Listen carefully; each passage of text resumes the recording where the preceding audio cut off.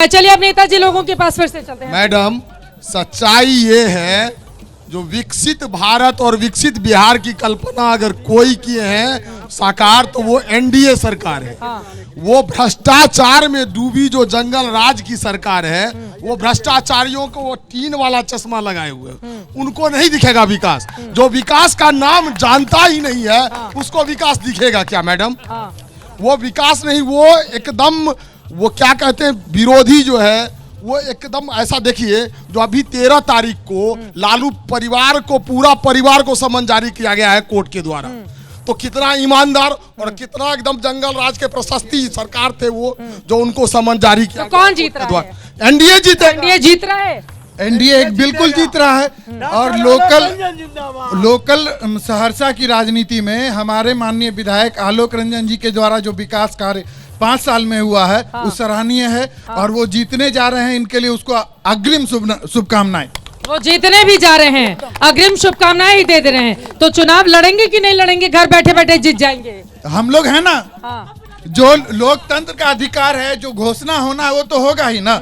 जो काम किए हैं वो जमीनी स्तर पर वो पूरा शहर देख रहा है। जो काम 30 साल से नहीं हुआ, सहरसा ओवरब्रिज के लिए बहुत सारे लोग आए, शिलान्यास किए, उद्घाटन किए। हमारा अभी ओवरब्रिज बन रहा है सहरसा में, सार्वजनिक दिख रहा है। ठीक है, मतलब आप कह रहे हैं कि विधायक जी ने विकास किया है। मंच पर मेहमानों के पास जाऊं उसके पहले बड़ा दिलचस्प है, अब आरजेडी के जो समर्थक हैं वो कह रहे हैं विकास नहीं हुआ है, जो एनडीए वाले हैं वो कह रहे हैं विकास की गंगा बह गई है, दूसरे राज्यों में इतना नहीं हुआ है जितना बिहार का विकास हुआ है। लेकिन बड़ा दिलचस्प देखिए, तेजस्वी यादव की ओर से 3.25 करोड़ परिवारों को हर घर सरकारी नौकरी देने का वादा किया गया है। उसका असर पड़ेगा नहीं पड़ेगा? जी देखिए, आप कोई भी सरकार है और वो अगर अपना विजन नहीं रखेगी तो आप पब्लिक को कैसे आप बोल सकते हैं कि आप उनके लिए काम कर रहे हैं?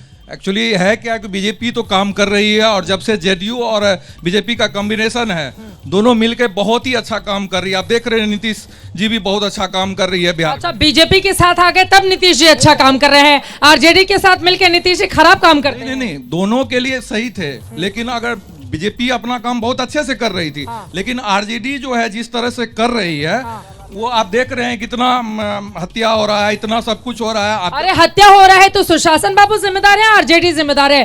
पकड़े यहाँ पर अपराधियों को जेल भेजे। नहीं, देखिए आप अगर जो सरकार में रहिएगा, क्योंकि क्राइम तो रुक सकता है नहीं, किसी भी पार्टी में हो सकता है, लेकिन बीजेपी में बहुत ज्यादा काम हुआ है। पहले आप देखिए इतना अच्छा ठीक है, मतलब आप ये कह रहे हैं बीजेपी के साथ आ गए नीतीश कुमार तो फिर स्थिति बेहतर हो गई? पूछिए। मैं राजद से जिला उपाध्यक्ष सहरसा से हूँ।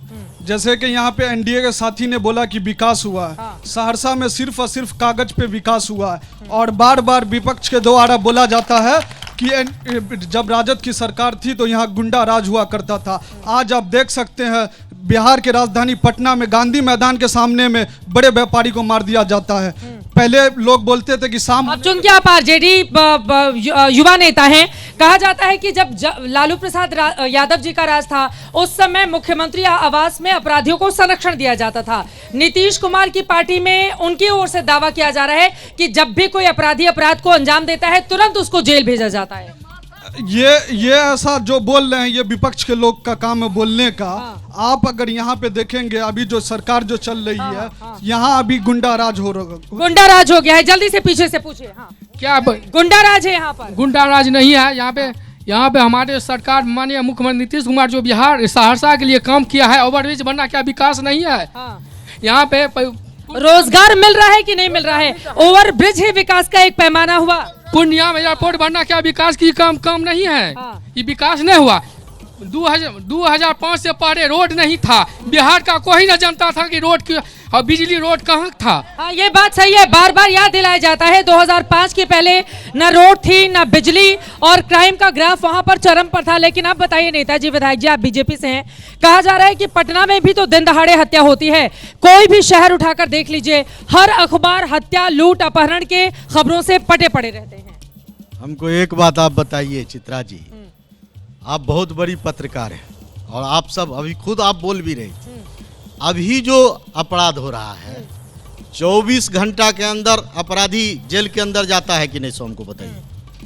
और पहले जो अपराध होता था मुख्यमंत्री आवास से उसका डील होता था कि नहीं, सो हमको अरे तो सुशासन बाबू का ये कौन सा अपराध रोकना है कि अपराधी अपराध करने के बाद फरार हो जाता है। पटना में एक अस्पताल के अंदर घुसकर गोलियों से छलनी कर दिया जाता है एक व्यक्ति को, तो फिर अपराध रोक पाने में तो फिर कामयाबी नहीं मिली ना आपकी सरकार को। नहीं, देखिए एक बात बताते हैं, बहुत रुका है अपराध का। यदि ग्राफ की भी बात करिएगा तो ग्राफ भी बताता है कि बहुत रुका है, लेकिन कोई भी सरकार नहीं कह सकती है कि हम जीरो कर देंगे अपराध को। प्रयास सरकार करती है।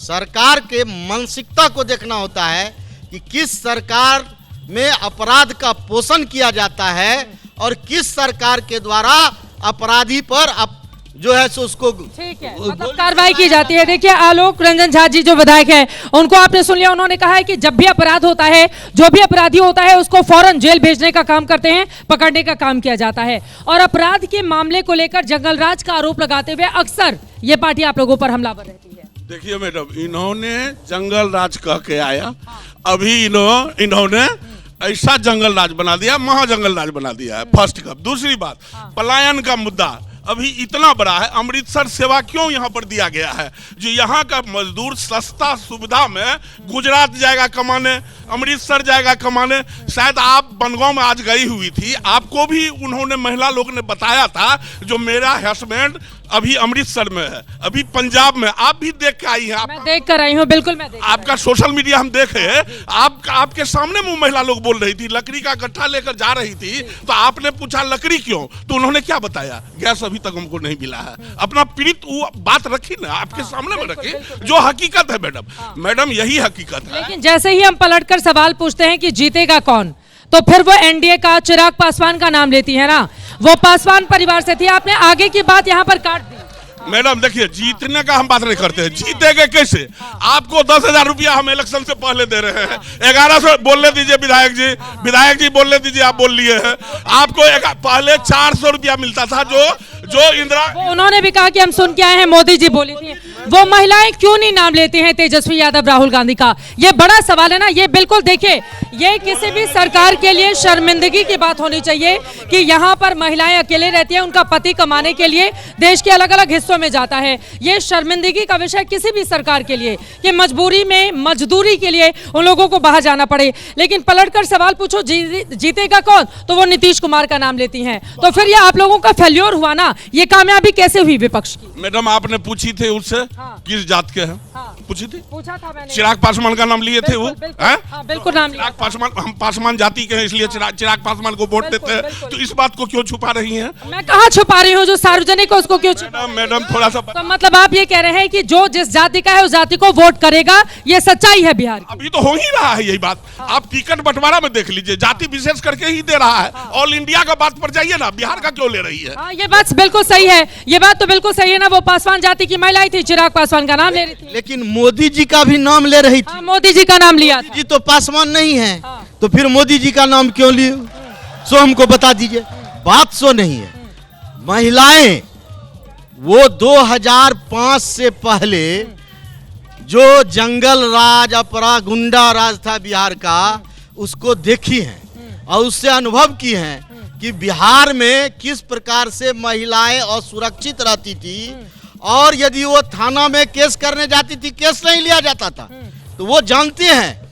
लेकिन इस राज्य में उसको पता है कि हमारे पति यदि, और आप रोजगार की बात ही अभी करते हैं, आप हमको एक बात बताइए चित्रा जी, क्या बिहार में आपको विकास नहीं दिखाई दे रहा है क्या? भारत सरकार का, राज्य सरकार का, बिहार में सड़क नहीं। मैं आपसे नेताजी ने विधायक जी मेरी बात सुनिए। देखिए मैं आपको एक बात बताऊं, मैं आज आ रही हूँ, रोजगार कहाँ मुहैया कर रहा है उसका श्रेय तेजस्वी यादव ले लेते हैं कि 17 महीने में 5 लाख रोजगार हमने दिया है नीतीश जी के साथ। 1 मिनट बोलने दीजिए। क्या इतना जो सड़क बना है उसमें कोई बाहर का मजदूर आके काम किया है क्या? इतना जो पुल बना है उसमें बाहर का मजदूर आके काम? नहीं, सड़कें तो बहुत अच्छी हैं, हम लोग जहां जहां जा रहे हैं सड़कें बहुत अच्छी हैं, इसमें कोई शक नहीं है। आप अगर दूसरे राज्यों से तुलना करेंगे तो बिहार में सड़कों की स्थिति बेहतर पाएंगे।